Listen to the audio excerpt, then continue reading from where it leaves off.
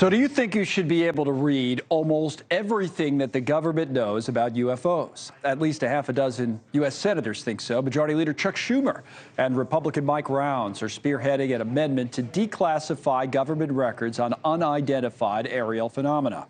Their bipartisan plan for more transparency is getting some major pushback, though, in the House. So let's go to NewsNation's Joe Khalil live for us tonight on Capitol Hill. Where do things stand with this, Joe?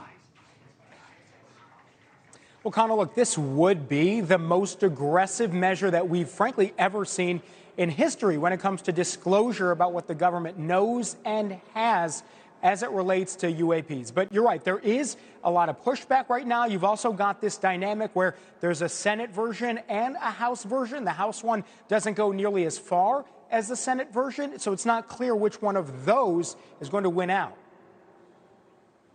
For those pushing for more transparency around the UAP or UFO issue from the federal government, Senate Majority Leader Chuck Schumer's amendment to the National Defense Bill may be the most important piece of legislation ever written to that end.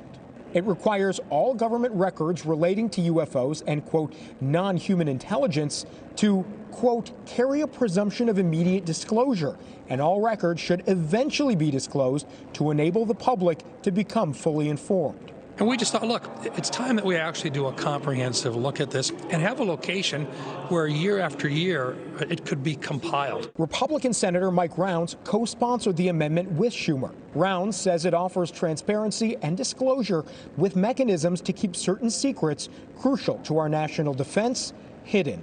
The measure would also give the federal government control over all, quote, recovered technologies of unknown origin and biological evidence of non-human intelligence that may be controlled by private persons or entities. Those words, in a legitimate congressional bill, would have been unheard of, laughed at years ago. Today, it has the full backing of a number of U.S. senators. But there is some pushback to that language, according to multiple sources NewsNation has spoken with, including the top Democrat on the House Armed Services Committee, Adam Smith. I know that there is a dispute, that the people who support the House language are not happy with the Schumer language, but it's being worked out. Some in Congress who support full disclosure of government information on UAPs have accused the chairman of the House Intelligence Committee, Michael Turner, among others, of spearheading the opposition to the amendment. Today, Turner told NewsNation that's simply not true. I'm not holding up his provision at all. I do think it's a poorly drafted piece of legislation. Also, what I really find interesting about what I call the pro-alien caucus over here in the House, unlike you, not one of them has ever spoken to me about any of these issues. Turner didn't take follow-up questions, but did make clear he thinks the UAP amendment will fail, though reiterated he's not actively trying to block it. So, Connell, this morning you got the House Armed Services Committee, the Senate Armed Services Committee. They met together to work out their differences in the NDAA, the large defense bill that Congress passes annually. This UAP amendment is going to be part of that.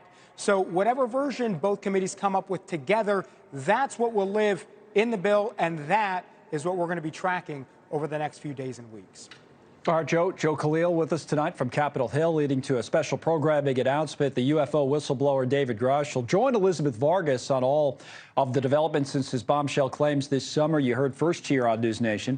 That is coming your way on Monday, December 11th at 6 p.m. Eastern, 5 Central, only here on NewsNation.